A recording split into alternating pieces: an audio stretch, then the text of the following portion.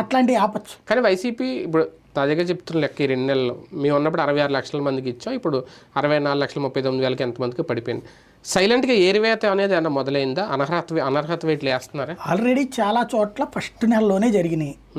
YCP వాళ్ళైతే వచ్చి మా దగ్గరకు వచ్చి క్షమాపణ చెప్పమనండి అప్పుడు ఇస్తామని పల్లె ప్రాంతాల్లో చాలా ఏరియాల్లో ఉత్తరాంధ్రలో కానీ రాయలసీమలో కానీ జరిగినాయి.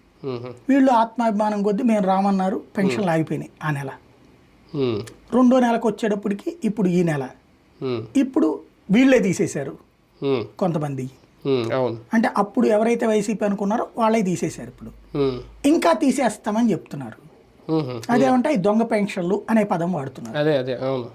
ఇదివరకు ఆ పదం వైసీపీ వాళ్ళు కూడా వాళ్ళ ఇదివరకు వాళ్ళు అదేది కరెంటు బిల్లులు ఎక్కువైనాయి అని లేకపోతే ఇంకోటి వచ్చినప్పుడు ఇలాంటి భాష వాడాల వాళ్ళు. కరెంట్ బిల్లు ఎక్కువ వచ్చిందబ్బా అందుకని దీనికి ఏదైనా ఆలోచిద్దామన్నారు కానీ దొంగలు, దొంగ పెన్షన్లు, దొంగ మనుషులు అనలా. ఏ మంత్రి మాట్లాడలేదు.